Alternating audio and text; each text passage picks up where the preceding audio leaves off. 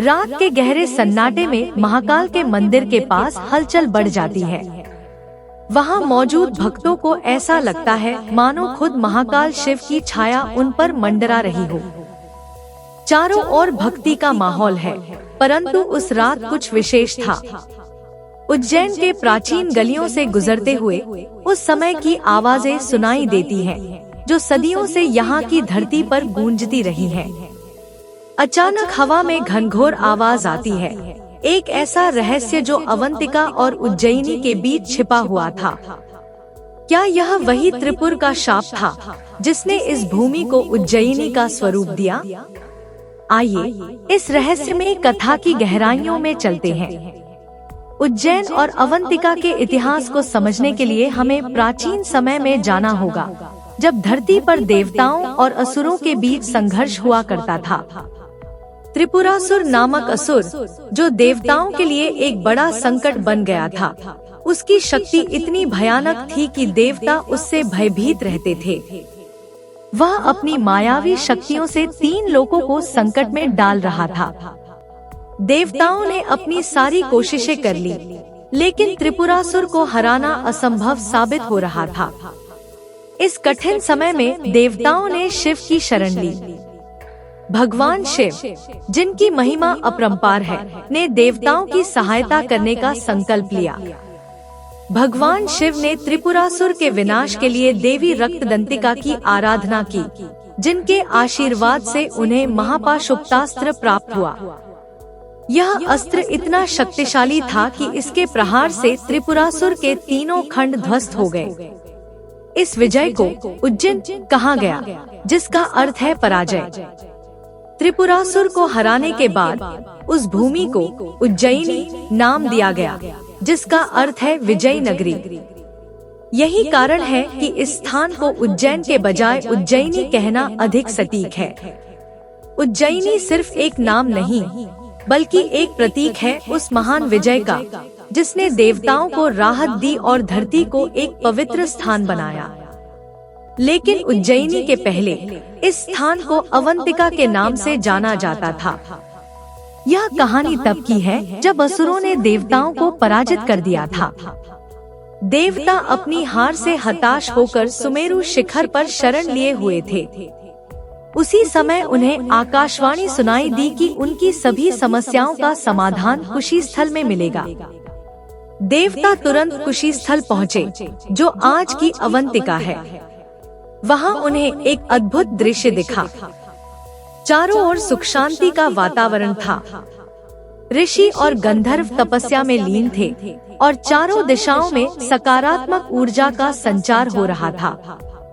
कुशीस्थल में स्नान और तीर्थ का लाभ लेने के बाद देवता अपने पापों से मुक्त हो गए और पुनः स्वर्ग लौटने में सक्षम हुए। यह स्थान सिर्फ एक भूभाग नहीं था, बल्कि एक दिव्य स्थल था, जो हर कल्प में देवताओं और मनुष्यों के लिए शरण स्थली का काम करता आया है। इसलिए इसे अवंती नाम से जाना गया, जिसका अर्थ है रक्षक। उज्जैन की महत्ता सिर्फ उसके नाम तक सीमित नहीं है। यह स्थान महाकाल शिव का निवास है, जिन्हें कालों का भी काल माना जाता है। महाकाल की यह नगरी सदियों से आध्यात्मिक केंद्र रही है। मान्यता है कि महाकाल यहाँ स्वयंभू शिवलिंग के रूप में प्रकट हुए थे। इस शिवलिंग की महिमा इतनी अपार है कि यहाँ आने वाले भक्तों के सारे पाप धुल जाते हैं और उन्हें मोक्ष की प्राप्ति होती है। महाकालेश्वर ज्योतिर्लिंग 12 ज्योतिर्लिंगों में से एक है और यहाँ दर्शन करने का सौभाग्य हर भक्त को नहीं मिलता। यहाँ तक कि प्राचीन ग्रंथों में भी उज्जैन का विशेष महत्व बताया गया है। वाल्मीकि रामायण में इसे अवंतिका के नाम से जाना गया, तो बोधायन धर्मसूत्र में इसका उल्लेख अवंती नाम से मिलता है। स्कंद पुराण में एक पूरा खंड अवंती खंड के नाम से प्रसिद्ध है, जो इस नगरी की प्राचीनता और दिव्यता को दर्शाता है। यहाँ तक कि विदेशी इतिहासकार टॉलेमी ने भी इस स्थान का उल्लेख ओजन के नाम से किया है, जो इस नगरी की अंतर्राष्ट्रीय महत्ता को दर्शाता है। उज्जैन की कहानी केवल देवताओं और महाकाल तक सीमित नहीं है। यह नगरी सदियों से भारत की सांस्कृतिक और धार्मिक धरोहर का केंद्र रही है। यहाँ स्थित महाकाल मंदिर केवल श्रद्धालुओं के लिए नहीं, बल्कि इतिहासकारों और पुरातत्वविदों के लिए भी एक महत्वपूर्ण स्थल है। कहा जाता है कि इस भूमि पर भगवान शिव के आशीर्वाद से ऐसे अनेक ऋषियों ने तपस्या की, जिनकी तपस्या से संसार का उद्धार हुआ। महाकाल के आशीर्वाद से यह नगरी कभी भी विनाश का सामना नहीं करती। यहाँ की दिव्यता और आस्था आज भी उतनी ही प्रबल है जितनी सदियों पहले थी।